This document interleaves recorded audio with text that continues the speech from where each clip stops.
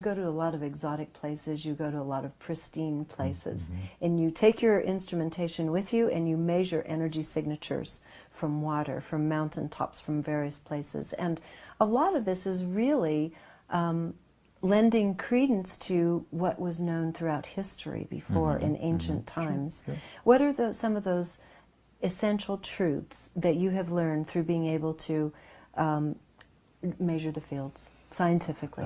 You know, there was a lot of historical anecdotes that it was places of high energy where people was gathered, where they had their different ceremonies, where later they have been creating different church buildings, temples. And one of our aim is to support these claims, to find out whether it's real or it's just anecdotal evidence. And so in our measurements we really found that there are a lot of places that have been considered as holy places, as sacred places, that have really very specific energy patterns. Because we can measure in different substances, in water, in air, in soil, in vegetation, and it was found a lot of confirmations of those facts. So what are a few of the places on the planet that you saw what you would expect to in terms of the high energy output of a given area?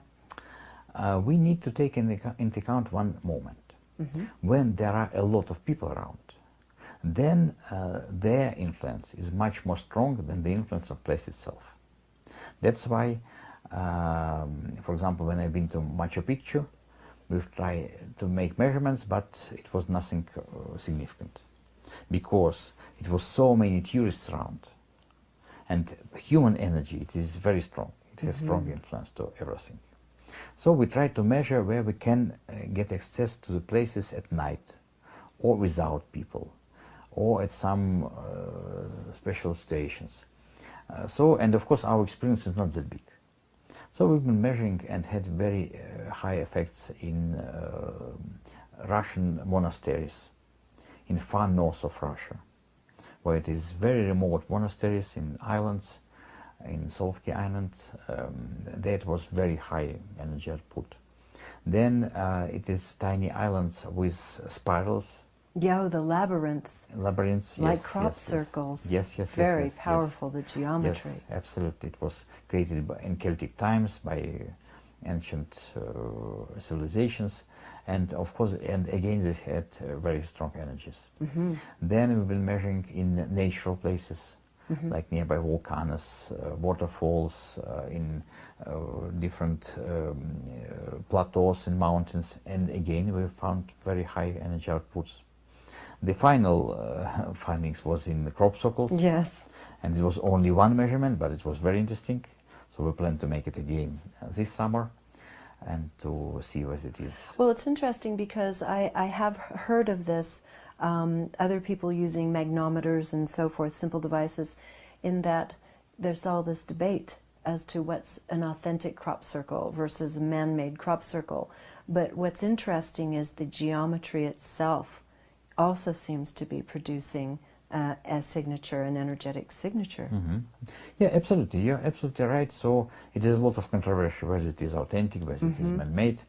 Again, we don't know whether it is the influence of place itself that attracted this crop circle, or crop circle that influenced the place. Yes. So at the moment it's just a question. Right. But to answer the question, of course, we need to make different measurements. Right. And as I know, it was interesting data by using magnetometers. Then we have interesting data with our instrument. Simple devices, they practically have no real output, and the all measurement of relativity, as I know, they were not significant. So slow, and as this research is just non-supported by anyone, it is just by enthusiastic people who do this. So of course it comes very slow, because any scientific research needs funding.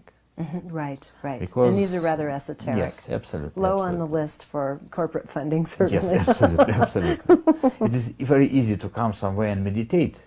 Yes. You need only just little money for travel. Right. But if you need to carry on all your equipment, then it's much more complicated. Absolutely. Yeah. Well, let's come full circle back to human beings again and the energy output. And the point you made a little bit ago is important, that human beings possess a great amount of energy and energy influence. And what happens where two or more gather, as they say? You mean... where people come together with intention. Yeah, with our camera, electrophotonic camera, we can measure the influence of people to each other. Because this camera, from one hand, it's very sensitive, from other hand, it's very stable. That's why we can use it in medicine. And when people meet each other with intention, would it be love or hatred, then they really strongly influence each other. And it may be done even without consciousness understanding. You know, this notion of gaze from the back. It's very well known, it was studied, it is really exists. And we see this in real experiments. We have a person seated in a comfortable position in a chair, and then other people come from the back. So this person, he doesn't know who is coming and whether they are coming or not. And we really can see a tremendous difference for people who have no connection with this person, and for example for fiancé or love being who comes from the back. So it is clear evidence that we influence each other. We influence each other, so we should have some kind of clear intentionality. We should be somewhat aware and conscious of how we're interfacing with others in the world. Absolutely, absolutely. So we should understand that if we send positive emotions, if we send love to each other, then we increase not only other person's energy field, but our own energy field. Yes, and we're also working through the waters. We're working through the waters of the body. Yes, yes, absolutely, absolutely. And when people send haters, when they send envy, negative emotions, they first of all decrease their own immune system. Yes. So that's why all bad witches, they were always presented as very ugly creatures. Yes, yes. And all fairies, they were very nice always, because it's understandable. So you not only damage your own field, but you damage the person that you're sending these intentions to, in some cases. Of course. So really, the key here is this isn't a universe made of energy. We can't ignore this fact anymore. Matter is almost irrelevant compared to the subject of energy. And so it seems essential in really training the children from an early age to understand this. Is this, in your opinion, a critical part of it? Yes, absolutely. Because children, they are very susceptible to this information. For them it's very easily understandable. They don't have this prejudice as people with high education. And the prejudices, yeah. Yes, yes, yes. So, and if they are trained, if they see in instruments how it is really effective, then they change their attitude to each other. Are they doing this in Russia? Are they teaching children to recognize and utilize energy? Yes. Yes, we do this. Yes, yes, yes. From what age? From the earliest stages? In school. They do it in school, so they demonstrate how it works, and children are very, very interested in this. Yes. And our last conference last year, we had a group of children who done real research on studying the influence of different subjects to energy fields. Well, it's my hope that some of the other countries of the world, including the U.S., where we are right now in Santa Fe, can take some notice of what you're doing in the Soviet Union on so many levels, with the understanding of our connection, not our connection to, of our universal makeup of energy. Yes, absolutely. I'm absolutely sure that it's coming. Yes. Of course, maybe not that fast as we would have desire. You're doing your part, though. Yes, we're doing. You're out there yes, educating yes, yes. around the world. You have a crazy work schedule, and Yes, I thank you so much for taking the time. I know you're very busy and you fly out tomorrow.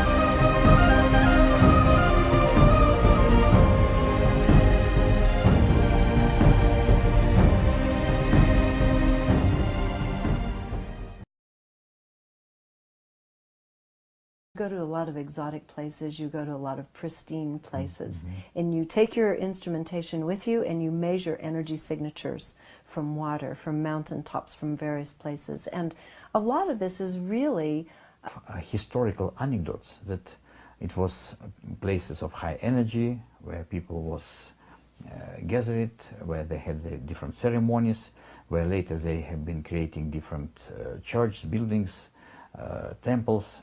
And one of our aim is to support these claims, to find out whether it's real or it's just anecdotal evidence.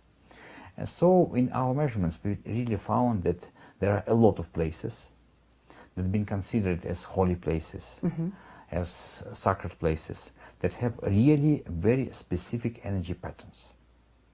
Because we can measure in different substances, in water, in air, in soil, in vegetation, and it was found a lot of confirmations of those facts. So what are a few of the places on the planet that lending credence to what was known throughout history before in ancient times? Sure. What are some of those essential truths that you have learned through being able to measure the fields scientifically?